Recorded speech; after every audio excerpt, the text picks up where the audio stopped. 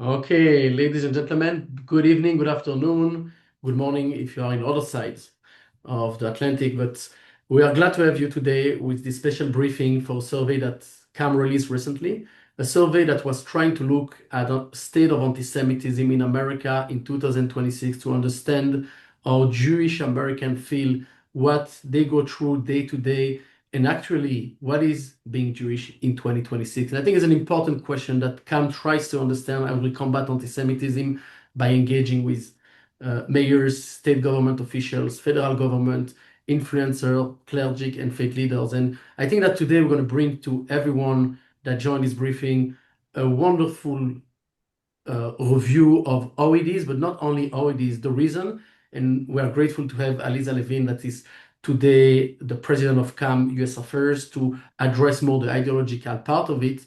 And then we have also Jason Miyares, who is the former Attorney General of Virginia, the Commonwealth of Virginia, one of the most impressive Attorney General that we have in America, because he built a structure to respond to anti-Semitism from the Attorney General office that we haven't seen before. So we don't speak only about what's happening, but also how we can react. So thank you, Jason. Thank you, Alyza, for being with us today. I will say the briefing is on record. If you want to use the information, you're welcome to do it, to all the guests that I've joined from across America and other places. So feel free to use the information. We're going to send a survey to everyone that requests. I think that in the invitation of the briefing, you got it. So you can look at the invitation or ask it from us.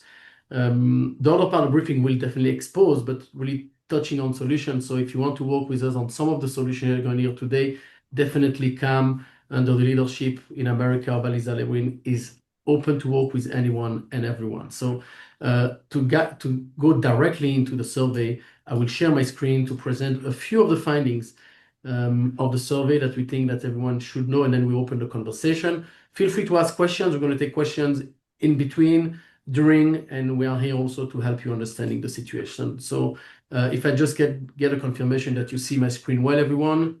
Maybe Alyza, you can confirm. Yes, wonderful. So just about some background of the methodology of the survey. We survey a representative a group of 1,600 people that represent Jewish Americans from all the backgrounds, from religious background, reform background, different type of consideration of Judaism by culture, by religion, and by different way that people define themselves, different backgrounds, also in terms of political backgrounds, Republican, Democrats, unaffiliated. So we can really present an overview and a deep understanding of how it looks for everyone. The main point that I would like to start and sharing with you is the fact that in the past year, 2006, May 2026 to from May 2025, 57% of Jewish Americans, including 250,000 children, have experienced anti-Semitism directly, which is a lot. I don't think you can take any other community in America that saw so much hatred toward them and they experience it directly firsthand. The other part is the fact that it's not that just the experience, but it's impacting the way they feel, with 58% of Jewish Americans that feel less safe than a year before. Now, the impact on communities, I think that is also something that we try to deal with, but is the fact that 38% of Jewish Americans are hiding their identity publicly. So it's 2.3 million of Americans that hide their identity, Jewish American. This is a huge number. We're going to address the spread of anti-Semitism, but almost 60%, 59% of Jewish Americans are seeing anti-Semitic content online directly, not toward themselves, toward others as well, but they are seeing hatred directly. So that's big numbers. And we should be aware, but also we hear a lot about the debates about how Jewish Americans think that we should counter anti-Semitism. And a lot of, I will call the anti-Zionist movement, try to block IRA from being the voice, the tool that we use, the first tool to respond to anti-Semitism. But at the end is only 4% of Jewish American that's opposed to IRA, and only 1% of them strongly opposed. So it's a big minority. On the other side, we have 71%. I think, Alyza, you're going to address that as well, and Jason on the needs of IRA and what he can do. But 71% of Jewish Americans are advocating for IRA and proud support of IRA. So I invite you to go on the survey 2026.combatantisemitism.org to see all the data that we have. You can download the survey. You can look at the methodology. and more. I just want to go, around a few data because I think some of the data points here are critical. For example, 36%, 2.1 million of Jewish Americans have seen anti-Semitic graffiti and vandalism nearby their place where they live. That's dramatic. So you can imagine you go out of your house, 2.1 million of Jewish Americans have seen direct anti-Semitism, visual anti-Semitism, not hate speech, not rhetoric, physical anti-Semitism place out there. So that's a big number, but also 2.1 million of Americans have heard slurs or jokes from colleagues and neighbors. It's a lot, 36% of Jewish Americans. And you can continue to see the numbers, it's very high. We try also to look at the support that the Jews have. So we have 40% of Jewish Americans that have seen notes of solidarity. That's a good sign. We want to see it next year to 60%, 80% and more. But we know that we have also a solidarity network. So yes, it's not everything positive, but we have allies, and we're going to hear more about that. I think what type of messaging we see is also very interesting to hear. So I invite you to look, and we'll just use one of them. But for example, a statement like Jews care too much about money is a statement of those that have experienced anti-Semitism. We can see that 40% have heard or read, and 27% in their presence. So you can imagine how they feel. Like Jews control the world in the media and politics. 24%. American Jews care too much about Israel, more about Israel than the US. So these numbers are very high. The global intifada, direct call to kill a Jew in America, 9% have heard it directly. 35% have heard it in general. So these are very high numbers. I think one number that is interesting is the fact that the Orthodox Jews, which have physically have some Jewish symbols on them and they look Jewish, have experienced anti-Semitism more than others. So when someone in the street will detect someone that looks like a Jew, has more chance to be attacked. That's another big problem that we have that we need to understand. The other numbers we went over at the beginning, and I think that one of the numbers that we're really shocked by is the fact that a lot of Jews are hesitating to go to Jewish gathering, Jewish festivities, synagogue, and place of worship. That's a big problem because they're afraid, they fear, and this is a responsibility that we need to take care of as a society in general. So I invite you to visit the website to get more into the details of everything and anything, and we're happy to answer questions. We have Alyza as the president of CAM US Affairs to really lead this project. So thank you, Alyza, and I will start with you, Alyza, kind of try to explain in some ways these numbers. So the numbers are very high, online anti-Semitism high. How do you explain a little bit where it's coming from, probably, and why we see this grow and these continued threats? We are post-October 7th, still 3 years after the Jews been massacred like never before. So how you see the rise? So we have the numbers right now. Let's hear from you where it's coming from a bit more. All right, thank you, Sacha. So as you mentioned, one of the things that the study did show is that the more identifiably Jewish you are, either because you are wearing clothes that identify you, perhaps you're wearing a kippah, or you have peyot, or you're wearing modest clothing, or even a married woman covering her hair, if you look Jewish, or if you're very engaged in Jewish activities, so you're openly and out there Jewish, it's not surprising that then you are more likely to experience the anti-Semitism.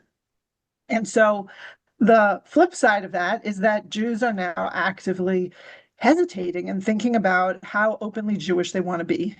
How much do they want to perhaps make it clear that they're Jewish, because they realize that there is this risk. The more openly Jewish you are, the more likely you are to experience the anti-Semitism. Why is this increasing this way? Well, the truth is the anti-Semitism is coming at the Jewish community from all wings of society. So you have not only right-wing anti-Semitism, which it used to be, right? That was kind of the traditional, the Nazi white supremacist anti-Semitism. That was for a long time after the Holocaust, the only anti-Semitism that some people were able to recognize. You also have anti-Semitism coming from the left wing and from Islamists. And the one thing that all of these groups have in common is that all of them actually seek the end of America and Western democracy the way we know it. So It was very interesting. Just a few weeks ago, on June 14th, when there was the terrorist attack that was thwarted, when President Trump had the whole UFC event on the Ellipse right by the White House. If you read about the perpetrators who were plotting that terror attack, yes, they were interested in going after politicians who had received money from AIPAC. So this was an anti-Jewish, but the writings that showed their ideological bent showed a alignment with what is known as the accelerationists or accelerationism. Accelerationists are those who actually believe that through violence they can bring about and hasten the downfall of America so that they can bring about a white nationalist state.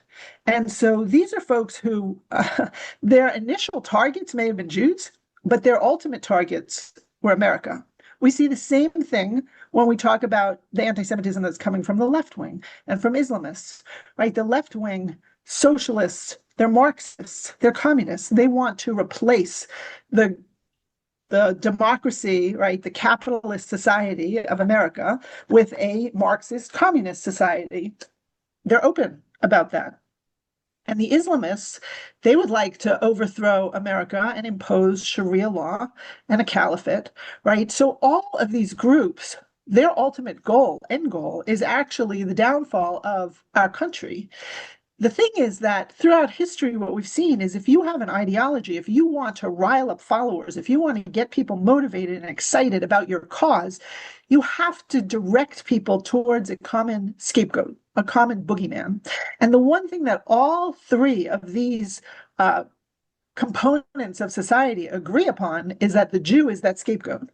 So whether Jew is the one who, through their power and control, is allegedly for the right wing destroying America, or whether on the left wing, the Jews are considered the oppressors and the white colonizers, or whether the Islamists are interested in destroying the Jews and the Jewish state. All of them have focused their energies now on the Jews, and it's working because they're gaining their followers and their sympathizers by directing them against the Jew. And what we see and what CAM's work has done, and this is not in the survey, but you can find it on our website, is we have now done research about social media. And one of the things that CAM has found is not only are there fake AI-generated rabbi accounts, we found hundreds of these accounts, where they're made to appear as if a rabbi is saying things that would support the anti-Semitic tropes. Things like, oh, only the Jews have these tax loopholes, right? So it would make it appear as if someone inside the community, a rabbinic figure, a Jewish leader, is reaffirming the anti-Semitic stereotype of Jewish greed, Jewish control, Jewish power, whatever it is. So we found a whole slew of these anti-Semitic AI rabbi accounts. And once social media accounts actually took them down, we found that they popped up in every other language under the sun. But we also found through our studies that you can have completely neutral users who are not interested in Jews. They're not looking for anything about the Middle East, but rather they're just interested in health, fitness, and wellness. And what our CAM study showed is that within 3 days, these neutral users who are not out there actively looking for any of this will start getting fed hardcore anti-Semitic content that starts to educate them, if you want to say, that the Jews are really controlling society in a way that would harm them, right? And reinforcing anti-Semitic tropes. And what is particularly disturbing about this is no longer social media companies and platforms acting as passive billboards. It's not as if they're just allowing the anti-Semitic content to go up and then somebody has to go look for it. Here you have the social media platforms actively pushing out with their algorithms the anti-Semitic content to unsuspecting users who haven't even asked for it. They're not pushing out there, right, pro-Semitic content. They're not pushing out their information about Jews and Jewish history and the Jewish connection to the land of Israel. No, they're pushing out all this make-believe garbage about how the Jews are plotting or conniving to harm humanity.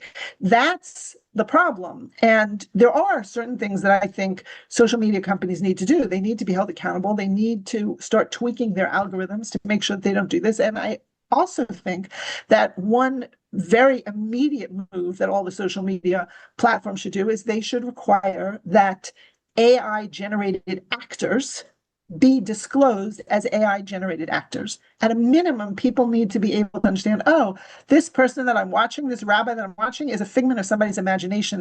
They created him, they wrote his speech. This is not a real person who is talking and saying these things. And Alyza, first, Yeah. yeah, I like to move on, and I think that we hear about the ideology coming, the way it's been spread on social media. So we heard the numbers, so thank you for that. I would like to continue with Jason to a question to you. So you've been an AG and Attorney General of Virginia, and you choose anti-Semitism as one of the issues that was important for you, important for the administration, important for the governor at the time. But there is a reason behind that, and love to hear more, like when we deal about the spreading of anti-Semitism, why you thought that anti-Semitism in Virginia was so important for you, and what made it so extreme in Virginia but other places. And I think that you address also the issues of foreign agent activating, spreading hatred from outside, which we know that what Alyza presented is also coming not just from local actors, but from foreign agents that have impacted local actors. So I'd love to hear a bit your thoughts on that. Yeah, I mean, I think obviously I'm not Jewish, and perhaps because I'm not Jewish, I think I was a little bit stunned with what happened in our country and in Virginia post October 7th. This spasm of anti-Semitism that exploded on college campuses around the country was candidly stunning. I think we knew there was a problem. I don't think we realized how big of a problem. I think for the folks on this call, the poll that you showed, part of what was so sobering for me was that not just 58% of Jewish Americans feel less safe and 57% have experienced anti-Semitism, but if you total up the two numbers, 57% have experienced, people have told them or they have read denying the Holocaust, which would have been unimaginable in this country a generation ago, would have been unthinkable, which one shows what a complete breakdown in education. Obviously, I went to Israel about a month after October 7th, went to bury. You could smell the death, the images that I saw, the families that I talked to that had lost people. We had lost a Virginian that had been kidnapped, Hirsch Goldberg Poland, who spent most of his life in Richmond, Virginia, was a dual citizen. Tragically, Hamas executed him just moments away before the IDF could rescue him. He still has family in Virginia. All of that gave me a quiet resolve that this cannot be looked away. And I thought the easiest thing in the world to do was for political leaders to simply be quiet. And I felt like I just morally could not be silent. And so luckily I had a great partner with Governor Glenn Youngkin, who had signed an anti-Semitism task force. And we were the first Attorney General's office in the country to actually launch ourselves a working group, anti-Semitism working group within the Attorney General's office. Actually, in February of 2023, a little bit of providence that we did this prior to October 7th, and it obviously kept a huge urgency. And what it was is I'm a big believer that 90% of life's problems can be traced to poor misinformation. We wanted to get people in law enforcement, law, and policymakers in the same room to make those decisions. Virginia wisely adopted the IRA definition, which I think is an incredibly effective tool as we deal with this explosion of anti-Semitism. But I know you have policymakers and those that influence policymakers on our call, and I'm a really big believer is, okay, what did we do in Virginia? Not that everything can be replicated, but there's, I think, certain steps that people should advocate for. I'm stunned when I was talking to those in law enforcement how little they understood about the background of anti-Semitism, where it is coming from, and particularly what we saw in Virginia, particularly in our rural counties where the state police have a lot of rural recruits, they have very little, if any, interaction with the Jewish community. So we partnered with the Virginia Holocaust Museum and did some law enforcement training. I can't emphasize enough to the people on the call, CAM can help you. CAM does an absolutely stunning law enforcement training seminar. If you can connect us with the right people, they will help you and be able to do that. Second is in the AG space, and every state's different, but in our state, the university councils report to the AGs. Well, that was with the front line of these First Amendment protests, and what crosses the line from First Amendment, where it goes from speech to action, where you're harassing and targeting and blocking Jewish students just from going to class, and you're creating violating their civil rights. We brought the university councils on to AG's office to both train them on time, place, and manner restrictions, and also to train our campus police chiefs. We invited them all to come as well. I thought that was critically important. Every state AG has different authorities to their state constitution. In our case, we have the authority to investigate the Virginia Human Rights Act. And so we were involved in different school districts that had, I mean, absolutely horrific, something out of Nazi Germany, the way some of these Jewish students are being harassed in their schools. And we got involved and really stepped in. If your legislature has not picked up the IRA definition, talk to your legislature, make that part of your package. I think that's critically important. And we had a benefit, something already being done out of the AG's office called Virginia Rules. A lot of AGs have this, where they can help develop civic-minded curriculum. We actually incorporated as part of Virginia Rules an anti-Semitic component. So it really is about collaboration and education, and also being that voice. I think everybody has that platform to stand up to what they're saying. It is an interesting moment. Alyza touched on that, but this mind-boggling alliance that we have seen for some on the far left and these left-wing Islamic jihadist or advocacy groups, I think it harkens back to what they called in Europe the Red-Green Alliance, where the Western Bloc countries were being really subverted by those from the Soviet Union that were allying themselves with extreme members of the environmental left. I think you're seeing this type of alliance as well on the far left, and some of these extreme groups, Hamas allied groups, and then candidly on the right, you have a subset of those, the group of rights term some people use, but they are replacing reason with anti-Semitism, which means they don't have to think of reason. They can ignore it. And they can decide to, I forget the quote, but it says that anti-Semitism frees you from the burden of reason, right? And that's what some on the far right, it's an easy way to look at the world, right? You think the world is not where you want it to be.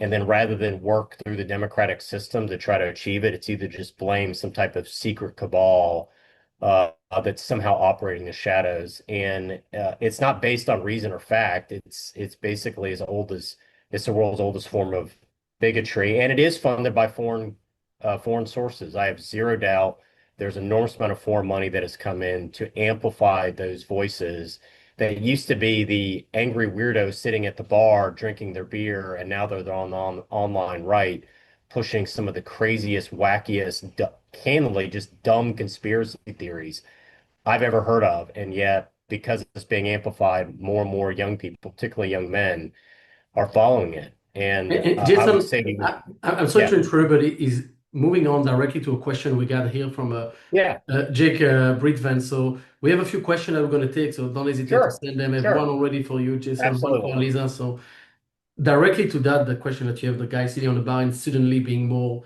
touched by this content is extremely negative and anti-Semitic. So the question that we have is, what can be done legally on the federal government side or even state government side to help or to push the companies, the social media company, to change, to check, and to balance the way the algorithms are built, the way they distribute content, because yes, we have the First Amendment, we need to protect speech, but still we cannot let speech to turn into action. So what we can do on the legal side probably, and what is your vision here for the companies and what is the responsibility? Well, at some point, the social media companies are going to have to make a decision on Section 230. That's the decency Section 230, the Decency Act, to law that went on the books in the 1990s, and what they have always shielded that from, and this is where it gets.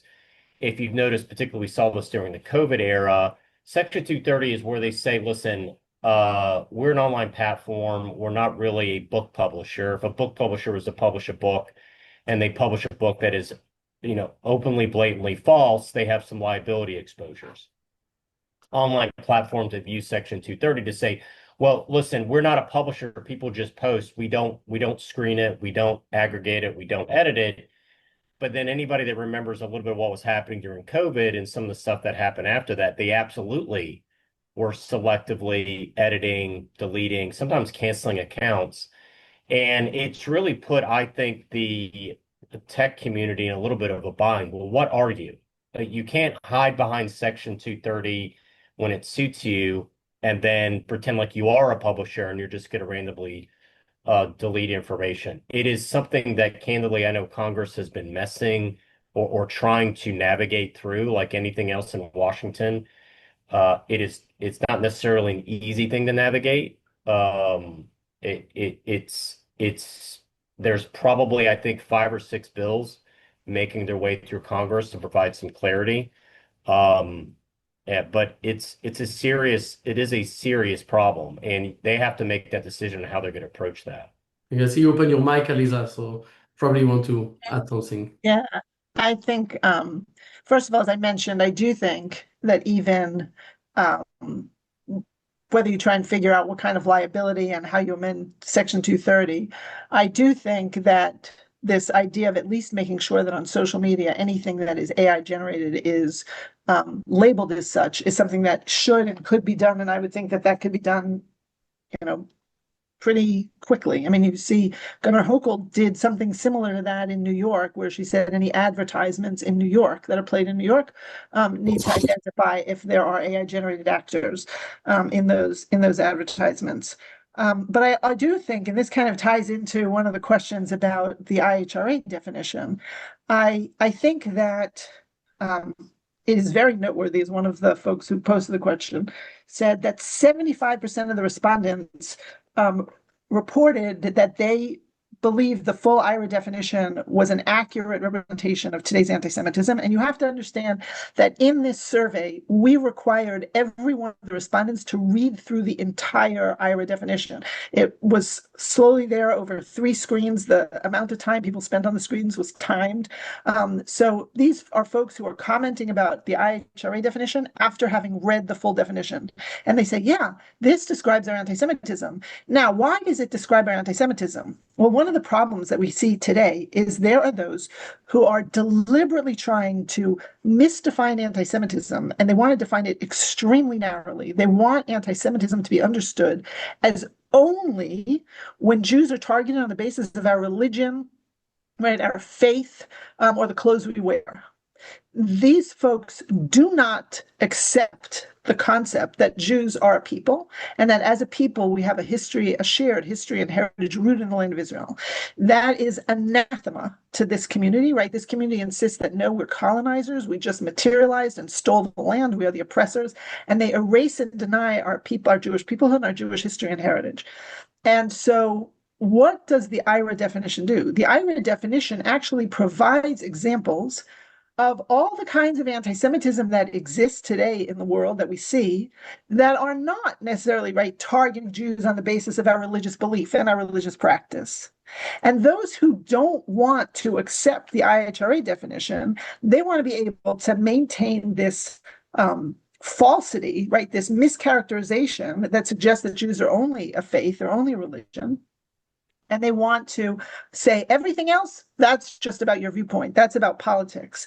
That's not anti-Semitism. Jews overwhelmingly refuse to accept that. The other numbers that I thought were very telling in this survey is that 78% of the respondents agreed that Israel is the ancestral homeland of the Jewish people, and 78% of the respondents agreed that Judaism is about more than religious belief and religious practice. If you take all of that together, the 78% that say Israel is the ancestral homeland, Jews are about more than religious belief and religious practice, and 75% who say IRA summarizes today's anti-Semitism, it's because IRA is summarizing that kind of anti-Semitism that targets Jews on the basis of our shared ancestry and ethnicity, which today, not only is it difficult for people to understand that, but there are those who are actively trying to prevent that kind of anti-Semitism from being recognized. Yes, thank you. And to continue to answer Jay Tulin question on IRA, on the HRA definition. So I think that you ask about also the Rosen-Langford bill that doesn't include the HRA definition, and kind of maybe Alyza, I just saw you disappear. I don't know if you're still here with us, but there are other bills in Congress. Yes, maybe you can address what you see these days that CAM has been supporting of.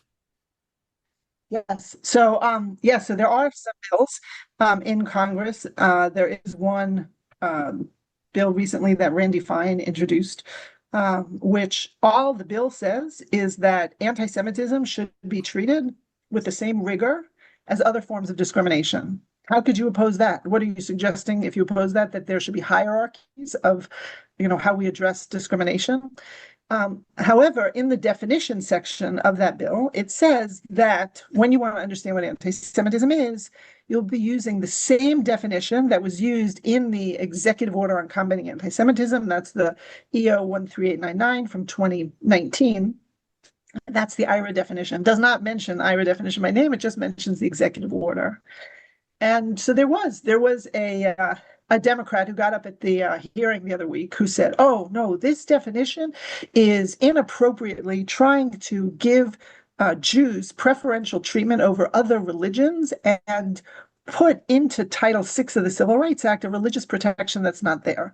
Now, for those who may understand Title VI of the Civil Rights Act actually does not include religion as a protected category. When it was passed in 1964, that was on purpose. And it applies to every entity that receives federal government funds. The idea initially was to address segregation in schools. And the idea was that the money you get from the federal government comes with strings attached. You have to make sure that everyone, all the different communities, all the different races, all the different national origins, all the different ethnicities have equal access to the opportunities that your school or whatever the entity that's receiving the money provides. And so what happened after 9/11 is you had Muslims who were being harassed, and you had Sikhs who were being mistaken for Muslim, who were experiencing harassment, and they started filing these complaints. And the question arose, well, is this even covered by Title VI, or is this a form of religious discrimination? And what was decided in 2004 by the Department of Education, and it has been followed by every successive administration, is that Title VI covers members of faith-based groups when they're targeted on the basis of their shared ancestry and ethnicity rather than their religious practice. So religious practice is a little black hole that Title VI doesn't cover, but shared ancestry and ethnicity is covered. Yes. And what's happened today is that the civil rights protections for Jews are in danger. They're being jeopardized by those who are trying to say Jews don't have a shared ancestry and ethnicity. So if you don't have a shared ancestry and ethnicity, you're out of luck when it comes to Title VI. That is something that it is really important for us to push back on, and for us to be able to say to people like this Democrat, nobody's asking for religious protection. We're not asking for protection on the basis of our religious belief or religious practice. We're asking to be protected when we're targeted on the basis of our shared history and heritage rooted in the land of Israel. In other words, when Jews are targeted by people who are hostile to the very notion that we are a people indigenous to Judea, that has to be understood as anti-Semitism. We like that very much, Alyza. Thank you for that. And I have another question that we received, and I will go to Jason to try to answer it. So a lot of it's been said, the fact that anti-Semitism is rising from foreign agents and from overseas. So what are the tools that probably could exist, both, I will say, on the university level, on state level, but also federal government level, to protect, I will say, America from foreign influence? Well, I think one of the first steps is actually enforcing and prosecuting the ban of foreign money to political candidates, because right now that's technically illegal. It's a violation of federal law. You just had the CEO and founder or the CEO, not the founder, but the CEO of Act Blue, invoked the Fifth Amendment 39 different times in front of the House Oversight Committee when asked very simple questions about the possibility of foreign money going to American candidates. It is stuff that I've been suspicious of for quite some time. So I do think there's been direct involvement. Whether there'll be any actual prosecutions, these are not easy cases to prosecute, because if you're overseas and you have donated money, you can imagine it's not necessarily the highest priority for, say, the U.S. attorney, in the Western District, right, where they have a million other cases going on. But the reality is there's foreign money that's coming in that's going to different political candidates. Is there foreign money obviously influencing? Yes. What happens is they're an NGO, they dump it in, and then they just in turn put that into different C3s and C4 organizations that, while they cannot technically tell you to vote for or against a candidate, they are allowed to talk to you about an issue or, quote unquote, educate voters on why candidate XYZ is a really, really bad person because they support XYZ policies. That's going to have to require some congressional legislation on what that looks like. We believe in the free speech and the First Amendment. We have traditionally not allowed foreign governments to try to influence our political campaigns. That's going to require some type of federal legislation. I don't think it can be done on a state-by-state basis. I do think that at the state level, states should have to disclose if they are receiving foreign money. Period. End of story. It not just from countries in the Gulf states. I would want to know if my country is getting a large amount of money from the People's Republic of China, for example. I just think sunlight is the best disclosure. People should be aware of it. Foreign funding has been a cash cow for a lot of these universities, so they are loath, absolutely loath, to oppose it. And it goes without, I saw commentators say that everything that Israel is accused of, Qatar actually does. Qatar actually spends and lavishes enormous amount of money on our college campuses to candidly influence the next generation of leaders. And you have seen that with as we discussed earlier, what was happening in our college campuses. So it's going to require federal legislation on these foreign fundings of NGOs that get dumped into these C3 and C4s. What that looks like, I'm not quite sure, but I could tell you it is undoubtedly true that foreign governments are using America's very, very open society to try to change American public opinion, and we have seen that just in the last couple of years. And it's happening from the level of university, media, and candidate, as you said. So it's not just to one level of society. So thank you, Jason, for that. And I think one of the biggest thing, and I think, Alyza, in your career, it's something that you have fight against, is like protecting Jewish students using Title VI. And mainly you have seen the impact of this funding into university, but not just the students' world, the institutional university is changing ideology. So I'd love for you to address for a few minutes, what is the impact of this foreign funding into universities? And we don't want to speak of just a problem. So what can the university do or toward the state government of or they can kind of try to reject this funding and to go back and to maintain their independence, I will say. So there was, for example, one case that flagged that funding coming from Qatar had ended up giving the Qatari government the ability to have a say in the hiring of some of the DEI folks at this university. You could then see where, right, if, as I was saying, there is a challenge because there are those who refuse to recognize the Jewish people's shared ancestry and ethnicity. If you have a DEI officer who's selected and who doesn't understand that part of Jewishness, right, doesn't realize that for Jews, this is a part of what it means to them to be Jewish. This is an integral component of what it means to them to be Jewish. This is their people's history, their heritage. They have every right to fully engage in campus life, proud of their people's history and heritage. They shouldn't have to hide it, right? Going back to our initial survey results, these are students who are trying now to hide anything that they might openly do that would disclose them as Jewish. That shouldn't be. And DEI officers on the campuses need to be sensitive to that, need to be aware of that, need to understand that that is anti-Semitism. But if you have money coming in that's ensuring that the people who are hired, for example, into those positions don't recognize that, that's a problem.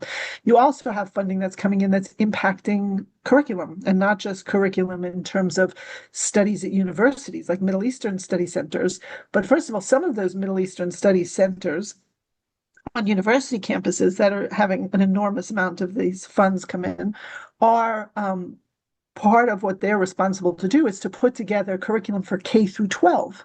So you have the faculty who are at the universities who are biased, who are then writing that bias into curriculum that's then being used in K through 12 classes.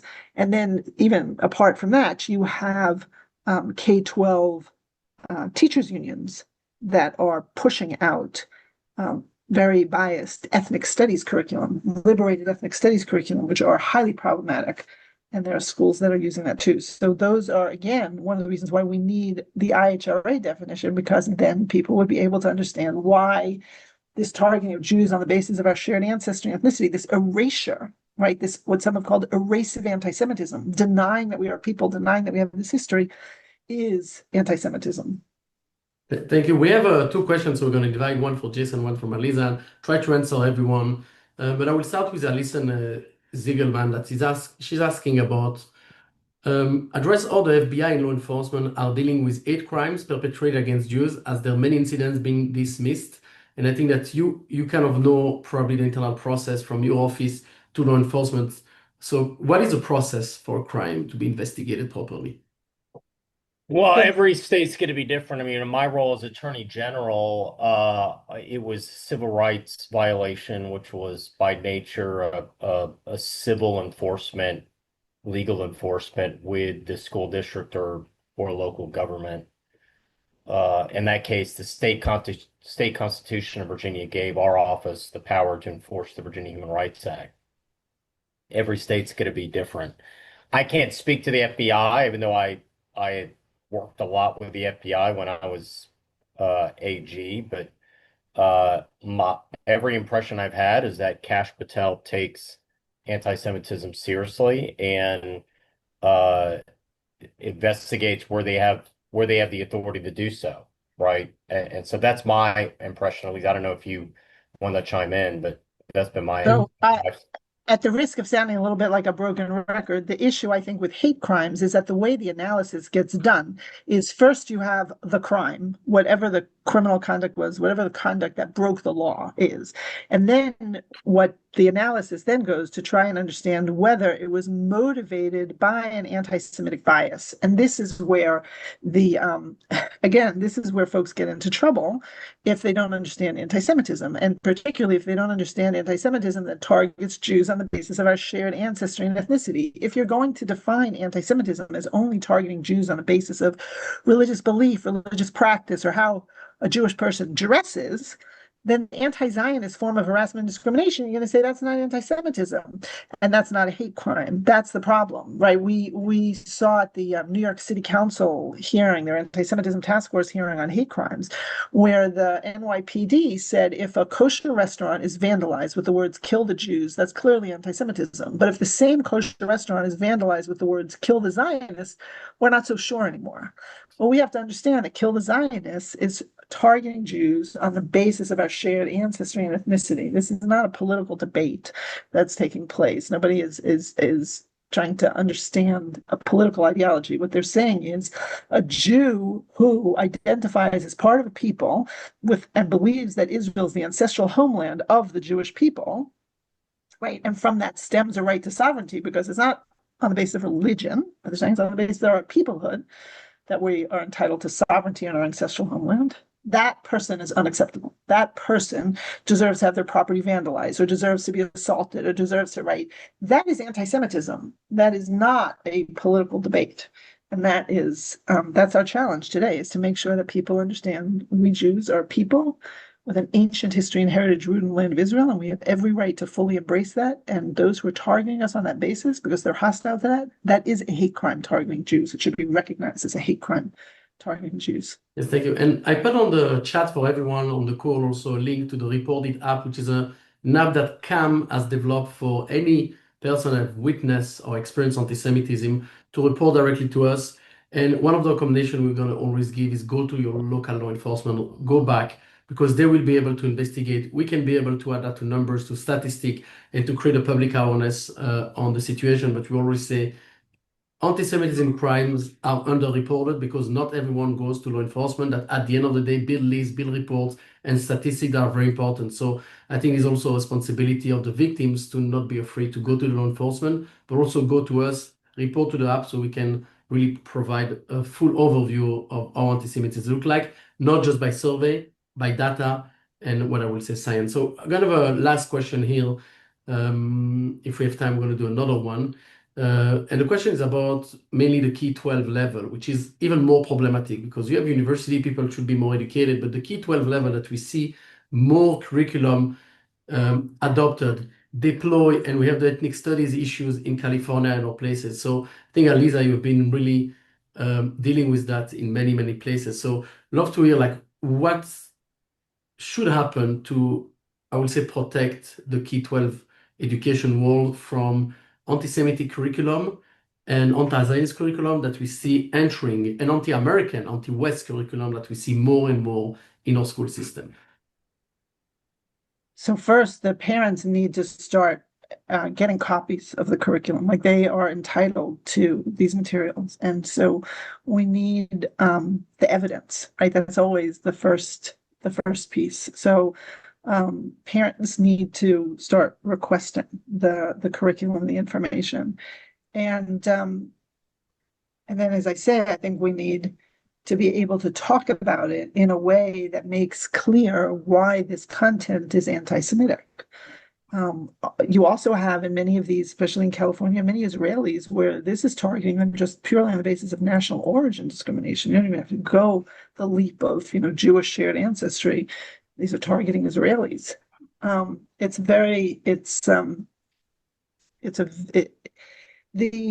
The teacher's rights to speech decrease the younger a student is, right? So the strongest places when it comes to principles of academic freedom are going to be in the institutions of higher education.